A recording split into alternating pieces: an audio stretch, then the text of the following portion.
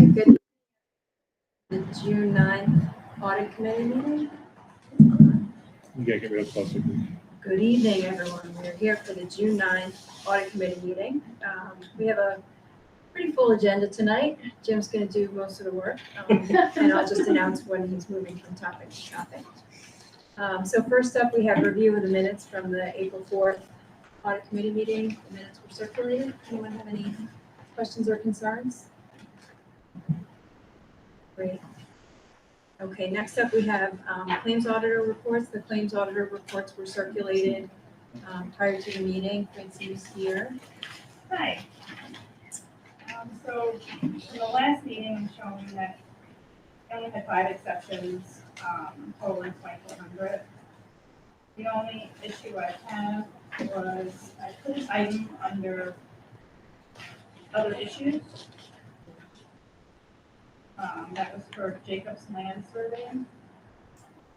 And the reason why I put it under other issues is there's 2 parts that mention in the policy, purchasing policy, that mention professional services. And one part is 6700 E, that's the exhibit, and the other policy was 6741. And both sections, they kind of contradict each other, at least I feel they do, and if you feel otherwise, just let me know. Exhibit indicates that anything over 20,000 professional services needs to be approved by the board.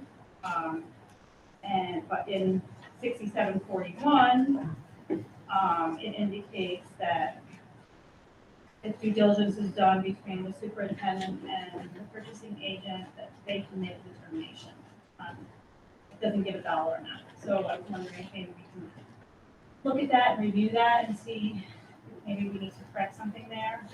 Yeah, I think that's a great idea. I was going to suggest to Rachel that maybe we add this to the agenda for our next, or a subsequent policy committee meeting for whoever happens to be chairing policy committee at that point. I figured, yeah. And review these, because I agree with you, that it's not entirely clear. One says bidding, one says competitive bidding, then there's the exception about the superintendent being able to make the decision. Right. I think that we could clean these up for sure. Okay. It's on the list. All right, great. Thank you for catching that. And if you'd like to join the policy meeting. Look, we might ask, if it works out, we might ask you to come and Okay, all right. participate for a minute. Or, Yeah, exactly. And also, you'll be helpful in explaining some sort of how it works in practice, and Jim, you too, in terms of when, like in this case, 3 bids were solicited, which is good, a good practice. But when would we solicit, multiple quotes versus competitive bidding? What's the difference? And if it's public works versus normal professional services, and this was more on the public works side, so, there are some gray areas there. Yep, So- and buckets that we could choose to put things into or not. Okay, great, thank you. Anything else? Oh, and then just maybe if we don't go with the lowest bidder, just maybe an explanation as to why. Because the paperwork I get maybe doesn't necessarily say why we went with someone else. It would be helpful for me as well. No, that's a good point. And this may require some consultation with our attorney about when, I think in most or all, we're required to do low bid. Except for professional Except for services. professional services. Yeah. So yes, if we're not going with lowest bid, we should have the documentation to justify it. I think that was it for me. Okay, great, thank you. Okay. Item 3 on the agenda is the function level status for the general fund. So this is a good point to look at it because we're near the end of the year. So it's pretty easy to get a good sense of how much we budgeted in each category and then how we did in terms of what we expensed and covered to this point. So you want to walk us through it, Jim? So, as we've done before, every separate function has its different purpose, and we've put in what the actual expenses are in the third column from the right, the expenses plus the encumbrance in the second column from the right, which is at this point, reasonable estimate of where we will end up. There are some encumbrances that will fall off. There are some other expenses that will come on that will be pretty balanced at this point. So if you just go through, you can see that some areas have had money moved into them. Some areas have had money moved out of them. Some look like they're going to be bang on, and some are a little less than what we've budgeted. For example, hospital, medical, dental insurance, which is 9060 near the bottom. We're coming in a little less than we had budgeted. Since we didn't change that number from last year, and the reason we didn't was we were significantly low last year, that makes sense. We're a little closer now. We didn't change it again for this next year, so we'll eat up that difference a little more. And probably next year we'll have to make a change to keep moving forward. So that's the kind of thing you can do when you go through down the individual functions to take a look at what the expenses are. And it's nice because you can break it down into transportation. It's all the 5,000 group. You can break it down into education, which is all the 2,000 group. And 1,000 group is the support and the capital items. So you can go through and you can take a look at all the individual pieces. As you can see, we look like we're going to be a little over 25 million for the expenses. We're going to be discussing the end of year estimates on the next item, but because there seems to have been concerns all the way along about significant differences between the budget and reality, I did do just this little chart that I sent out today that basically says, hey, remember last year we put in the federal money, that was wrong, I did that wrong.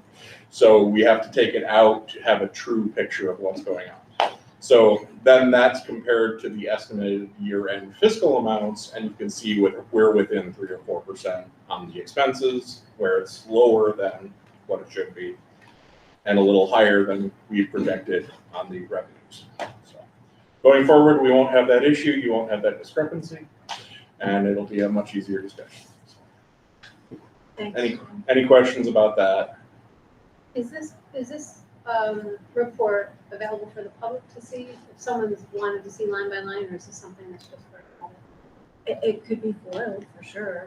I It- mean, it's included in the materials. Right. It's point in time, right? So there are things that are gonna adjust on it, like, since we went through Francine's reports, the unemployment insurance line towards the bottom, we budgeted nothing, we got a bill, we paid it.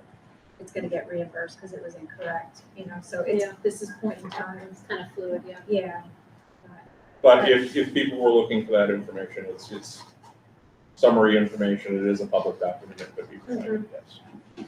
I just had some people ask for more detailed, like line by line for the budget, not necessarily this full report. And I wasn't sure where to point them. I didn't really find it on our. I mean, this document, the last column lays out, Yeah. in these categories, you take the budgeted amount, which matches the amount that was proposed. Right. It ties. But I don't know if the So- public can get this unless they specifically ask for it, correct? It's not posted. No, and It's I not on think, board docs. I also, No. forgive me if I'm wrong, but, I mean, the public will look at that, and I don't know if they'll truly understand it, No, because as Jim said, some things are over, some things are under. I think there has to be an explanation that goes Yeah. along with it. So doing it in a public session that's recorded, having that conversation, I think is the better bet, because then when Jim can explain it, if somebody Or wants just it. have them reach out to you. Or Jim, not me. I'm Not certainly me. sitting with that, we want to look Yeah. through something and go through it. Great. That's- Yeah. Sure, we've had this conversation with Francis. I remember having the same conversation Yeah. about how awesome it would be for the public to have it. And there was an explanation of the point in time nature of it. Yeah, And that I don't recall an offer to anyone to ask. So this is very kind of you, Jim. I'll tell you, one of my first public hearings for a budget, guy was coming in all fired, former board president. He's like, I need to go through the current year's budget. We need to make sure you're on top of it. Okay, great. Go through line by line by line by line. He never asked questions again because he saw that we knew what we were doing. So, it sometimes helps to give those explanations. But I think this report is helpful because it shows it by category, right? So if someone's wondering how much are we spending on training, right? Or for the, the board's expenses even, that's the first item listed. And we've, I think the last 2 years we've exceeded what we budgeted, so jack that, which is not good. But we made an adjustment for next year, and I'm sure those costs are all reasonable and justifiable, but it's out there, right? People can see it and see what we spent our money on, so. Other questions, concerns? Okay, item 4 on our agenda is the updated estimate of the fiscal year on reserves and the fund balances. So this was included as part of the budget presentation that we walked through. Yes. I think there've been some slight modifications. Jim, is Yes, that right? the revenues have gone up slightly because BOCES argued for and got BOCES aid on a specific item. I think I mentioned that in one of my previous information posts. The total expenses haven't changed significantly, so there's a slightly larger difference between the two numbers at this point. And knowing that, and knowing that we have the plans to have a capital project in the future, that's where we put the extra money that came in towards the capital reserves. You'll be reviewing and voting on the actual reserve and fund balance plan during the board meeting that lays out step by step how things are put in place. Thanks, Jim. So for the 2017 and 2018 approved reserves, you even note that it allows us to contribute up to 1.165 million per year. Yep. How long do we have that authority? So one of them was a $10 million reserve over 15 years, I believe. That's the $665,000 per year. The other one was $500,000 per year for 10 years. So that's a $5 million. But once you've put 5 million or 10 million, depending on, you can't put any more. So it's not like a savings account. You can't put money in, take money out, put money back in. It has to, once you get to the cap of what you put in, that's it. That reserve can't be put into it. We haven't hit the caps on those, so this would be a good place to put money for right now. If we felt in the future that we had to, that we were going to get close to those caps on the reserves that we have, it'd be good to put another referendum on there. Okay, all right. Great. Okay, anybody else have questions about the reserves? We're within the cap this year, which is good. Okay, great. All right, next up, we don't have Robin. To tell us about the school lunch profit and loss statement. You taking that one, Jim? No, Christy. No, Christy's Oh, here. Christy, I'm sorry. That's okay. Forgot, you did it last time. So we are submitted a new February updated one because while we were doing Marches, we found that during training during February's, we had an input error that we had to change. The error made a change of a $4,000 difference, making February's balance $99,000. And then March's, we gained another $13,000, which was driven by the claims, and we closed out at $112,800. And then in April, we gained another $10,000, again driven by the claims, and we closed out at $123,000. Nice. So we are firmly in the black. We're almost as positive through this time of year as we were negative through this time last year. Yeah, So that's great. Are we allowed to keep as much as we want in there? yes, the way the school lunch fund works I've only seen it red. is if they get short, right. If they go short, the general fund has to pick up. Right. If they have money, what most districts do is they try to accumulate that money and save it in case they have large equipment purchases that are needed. So that's what I would recommend with this, because we do have some work here that may need to be done over the next few years to replace ovens and things like that. Down at the elementary, of course, that would be all taken care of by the project, so we don't have to worry about that. That makes sense. All right, any other questions on Okay, next up is the foundation aid increase and the American Rescue Plan preview, or plan review. Yes, so the state, their infinite wisdom, decided that if you get 10% increase in foundation aid or $10 million, whichever one, you have to put a plan in place for the use of the increased funds. We already did that during our budget. We talked about it. We talked about where the additional money was going. We just didn't have it in a formal plan that they were looking for. So that's what I did. I took. Jim, and I just want to state, we didn't find out about that until after the budgetary process. Correct. Like, I just wanted to be clear, like, this guidance came out afterwards.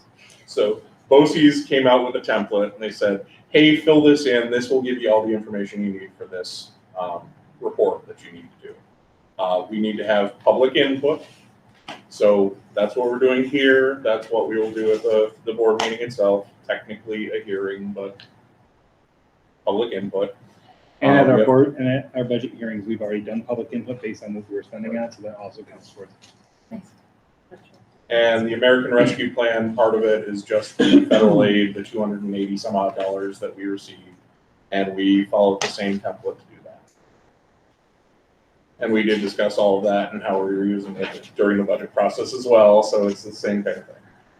Might have misread what you sent, but did we hit the $10 million threshold? No, 10%. 10%. Oh, It's 10%. one or the other. Oh, one or the other. Got it. That would be. Yeah, that would, Now that go, would what? be, that would be interesting. Was there also confusing guidance out of the state in terms of what the money could be spent on? Or was that about something else? Isn't there always? Probably. They have guidelines about what areas they're looking for it in, and that was what created the template, so we followed that. Okay. Good. And then did we make a change to move our funding for social and emotional health from American Rescue Plan to Foundation Aid? Yes, in this template, we put that over on the foundation aid portion Right. and moved the extra section over to the American Rescue Plan. I think that's a good change because it's more likely that the Foundation Aid at this point will stay consistent, but the ARP funds are going. Right. So, yeah, I think that was a good change. Good. Okay, any questions on that? All right, so last up is unless Frank's gonna add any topics. Nope. The athletics expense discussion. And so this came up in our last audit committee meeting, and that's why Joe Sapienza is here. Thank you for coming. But we wanted to have sort of an introductory conversation around what we're spending on athletics, how our numbers break down in terms of participation, some enlightenment around how decisions get made in terms of when we support assistant coaches, and how those decisions get made. This conversation, though, is really just introductory to look at the data that we currently have. And Jim, I think you're gonna walk us through the So The we have expense actually an side, outline yeah. of, the expense side, but this is not sort of a, soup to nuts conversation. This is get the ball rolling. What data do we currently have? What else do we think it's important for us to be tracking in terms of data, either on the expense side or participation side or anything else?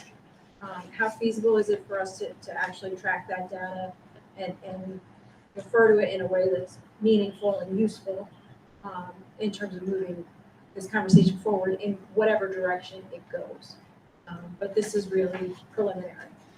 so one of the things that we did is, when we were developing this, we wanted to make sure that there was a clear overview and understanding. So I'm gonna give you kind of the facets of how this will go. We have 15 minutes, so first off, we want to make sure that you understand the overview of all sports that we can offer and offered, and there's also a timeline of when new sports were added in. The facilities utilized, so you understand what facilities are utilized for athletics. Addition of athletic offerings over the past years, we're going to discuss. Then our enrollment and participation numbers, and that's duplicate and non-duplicate in comparison to also the percentage rates of the possible amount of kids that could play for the district. We'll talk about that. Quickly talk about the booster club role and how they fund things. and should be funding things. Parent responsibility, just, because I have kids who play sports. There are things that are parent responsibilities. And then we're going to get into the budget presentation of all the different things that we spend on, and Jim, how he used POs over the past few years to show actual budgets and kind of go from there. And then quick closure focus on things that we see as potentials, and then have a quick discussion with you guys. But I know we're running late, so Joe, why don't you go ahead? And if you guys look, the first thing that you'll see in your packet is the Voorheesville 22-23 athletics.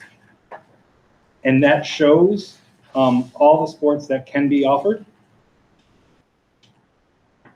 Do you want to talk about that? Sure.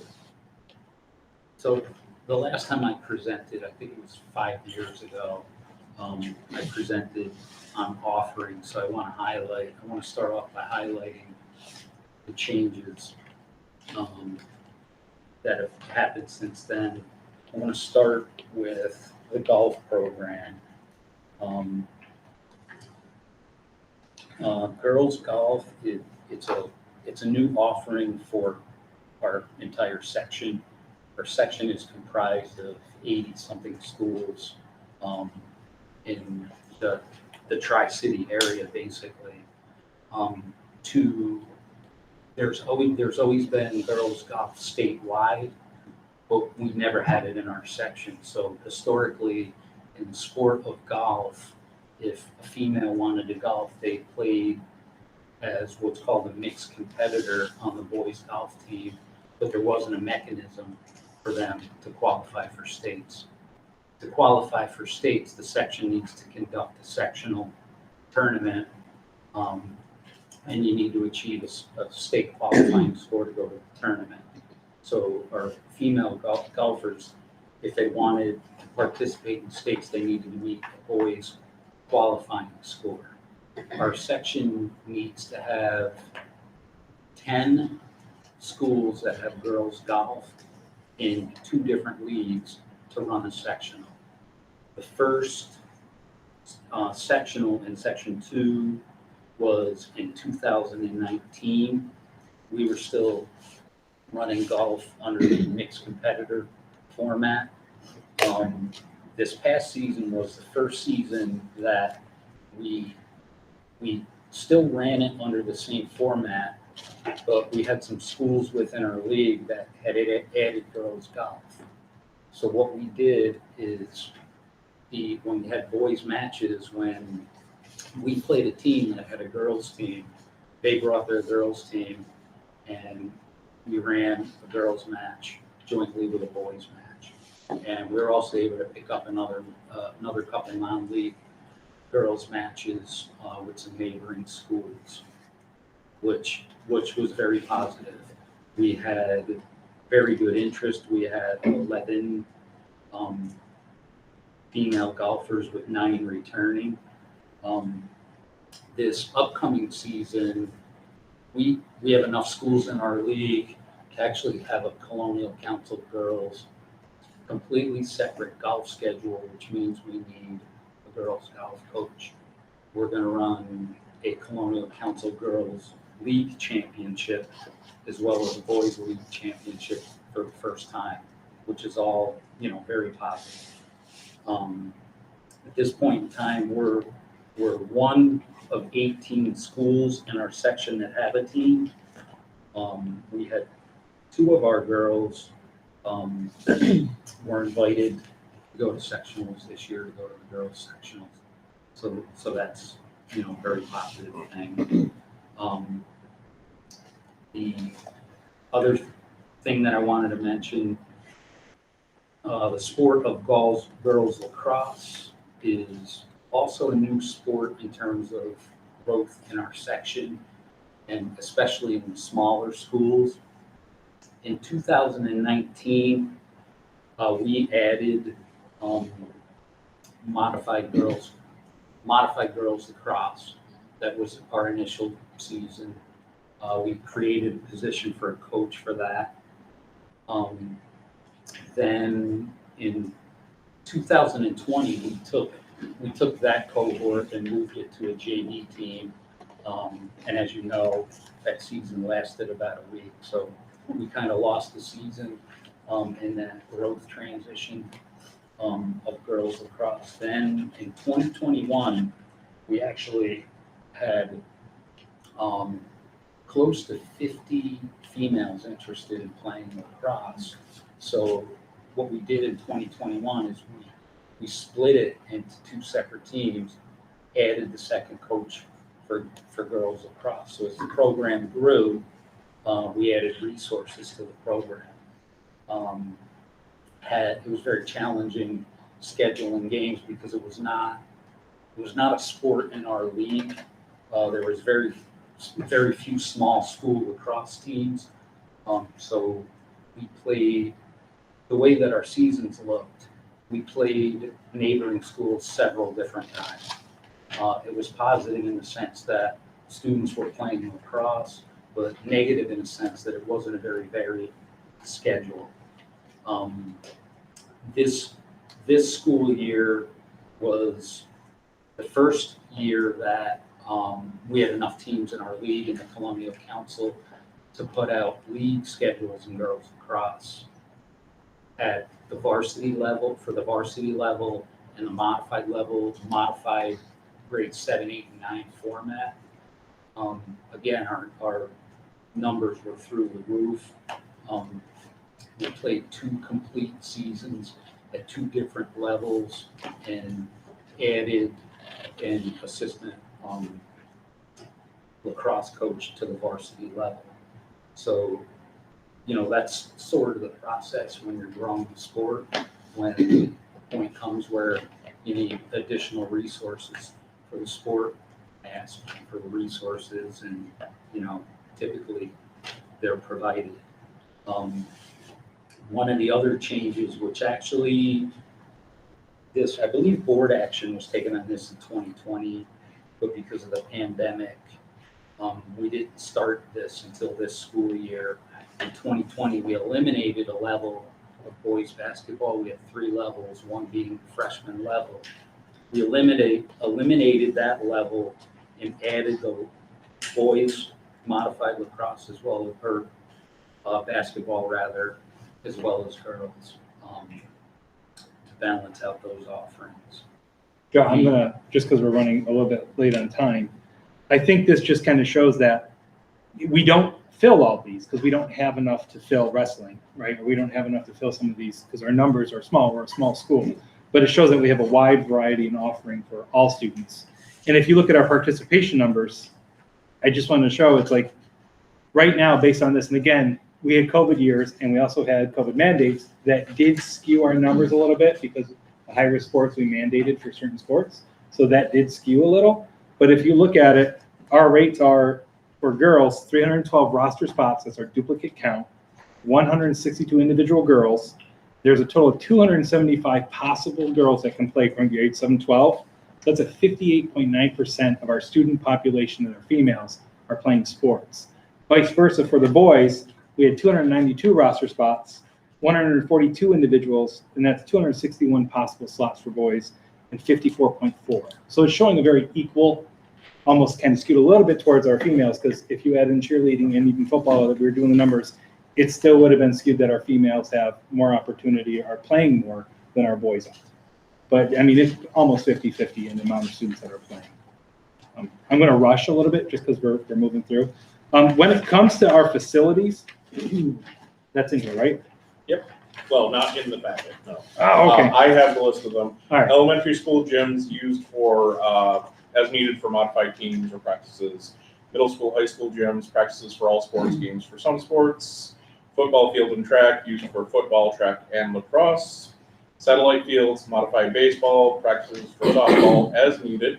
4 soccer fields, one of which is converted to a lacrosse field during that season, so they don't have a dedicated field yet. High school softball diamond, high school baseball diamond, tennis courts, swimming pool, both the high school. Facilities we use from other owners, golf courses, bowling alleys, the town park for cross country, and aprons as needed based on weather or the season.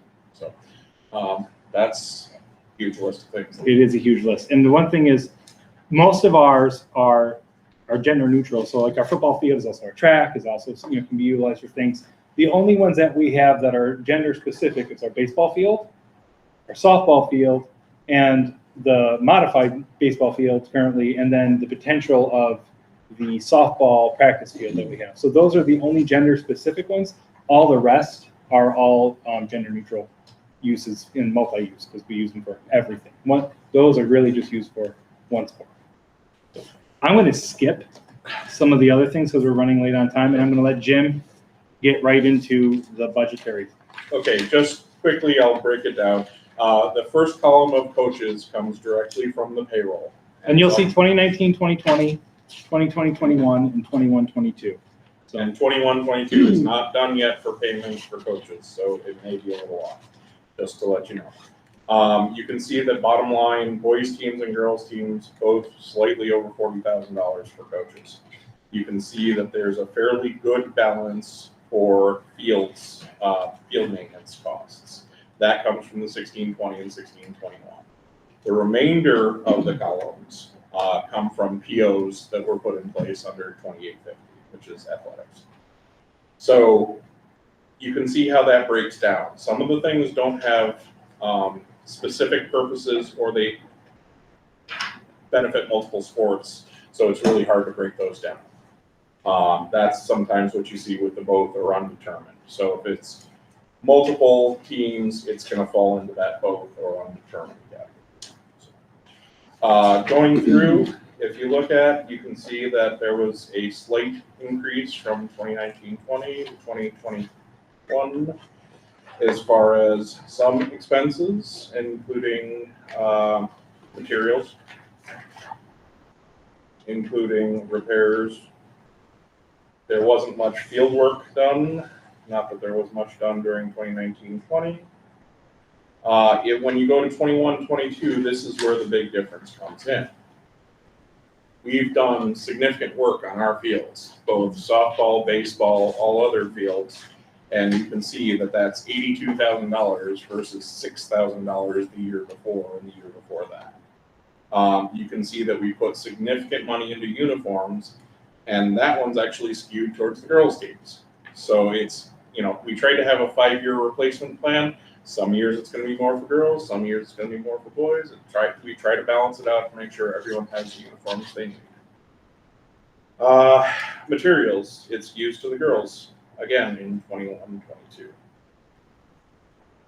As you'll see, softball, the new dugouts, that's specifically for the girls. That was one item, an equipment item, that is only for the girls. And you can see that the coaches' salaries are slightly different, 65 and 57, not too different. That includes money coming from Gilderland to pay for the swim team for the girls.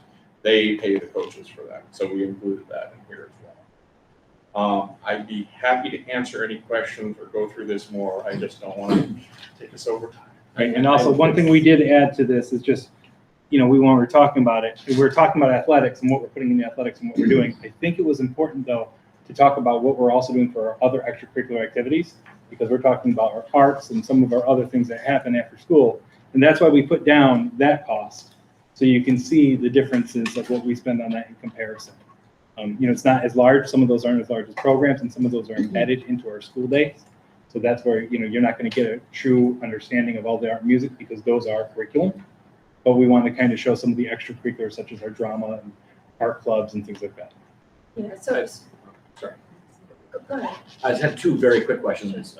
One is there any chance you get the spreadsheet with the totals per sport? I was kind of total in my head. Total. Sure. How my brain Yeah. works, I'm just curious how much. I can total across. Boys That's basketball not a all the way problem. across. Yep. And I noticed some of the materials very often with boys and girls, like volleyball, swimming, golf, soccer, the material spend is identical to the dollar. How and why? It doesn't seem like it would make sense. Because they were purchases of items that would go for both, such as But it's nets. always that So way. it's the same piece of equipment, let's say. used Or we're by not boys and accounting girls. We are accounting that No, but it's level. the same, say it's nets, you Right. use them for boys and girls. That's why we said we have gender neutral facilities. Yeah. Our soccer fields, you use them for both. So when you buy a new net, that can be used for both boys and both girls. So that's why we put it as that. And often, strangely enough, the balls cost exactly the same. They're just gendered differently, sized differently, and it's very strange. That's what came directly off the field. So Okay, and it just happens to still, like, again, like, we don't ever need more girls soccer balls than boys soccer balls, and it's always exactly the same. There's just the number. Well, this was the year. I think it's important to state that these are our yearly spends. This isn't what we projected. These No, I are know. based off of our POs of what we spent. And for the years that we had, that's what it's been. I think if there's a change or a need, they'll request it to Joe, and Joe will then make the request change to us, and we'll spend it If there's accordingly. any need for any difference, there would be a difference. As it clearly shows, we have no Okay. problem spending money on it. I just see real round identical numbers, and that, you know, my brain starts, yeah. So I think in terms of the reports, we'll tweak them to total across by sport. Yep. Recirculate, and then we're ending this year, so whoever's the chair of the audit committee next year, it's probably gonna be me. I would hope we'll pick this back up, but in the meantime, if anyone has questions about the data, or other data you'd like to see, send me an email. I'll compile it and then work with Jim, and we'll see what we can pull together. Was this helpful? Very, like, I've never seen. We worked really hard. The three of us worked, well, the two of them, they just listened to me. Worked really hard over the past month and a half, 2 months to be able to prepare this. Well, it'd be really interesting to have an understanding, especially going forward over time, and how can we use this type of data to better shape, like, and understand our needs in the future on like a first board or whatever. But I think it's important that this shows that, you know, COVID year was a hard year, Sure. but we've put effort into maintaining our facilities, increasing our facilities, increasing, you know, the abilities and opportunities for our kids. And, you know, we're continuing to add to our budget to do so. So I think we're on a very good trajectory, and this budget kind of shows it. How do you budget for an increase? Like, you keep in mind, oh, I think we're gonna add a team next year, because there's a lot of. Well, things. that's the problem. And we don't have time, but one of the We things don't, but I but the know problem is that the classes more are we add, Yeah, we're a small school. right. So the more we add, we will lose something eventually, you know? So you add more lacrosse, you're gonna lose softball. We don't have boys tennis. We don't have boys tennis because we have boys lacrosse. I mean, when the kids, when Because you of only have money certain, or participation? no, not money, participation in the number But of we have students. more and more kids coming up. I think that's gonna, you have a few. Hopefully in next 5 years. Yeah. Yeah, I think next year, we're already our seeing boys it are gonna be in skewed a Philippines, little so You're already starting to see it. The Henry budget here, and we brought it up before, sort of generically, like 5 years ago, we were talking about someday getting to like zero-based budgeting, and, or, you know, I don't know if it's more of a conversation in the future, but I'll just end it there. do you want to see Jim have a heart attack? Yeah. Sorry, were you gonna say something? I was just gonna say to your point, that's why I put us on the boys tennis schedule every year. Right. In Yeah. anticipation that if there's interest, it is a league sport, we would run it if we had the interest. So at least we're ready with it. And budgeted for it. All right, thank you for all the work that went into putting awesome. this together, much appreciated. And I think that concludes our agenda, so we'll adjourn. Thank you. Thanks. Thank you. Thank you, Margie. Thank you, everyone. Thank you, Thanks, Joe. Joe. Thanks, Jen.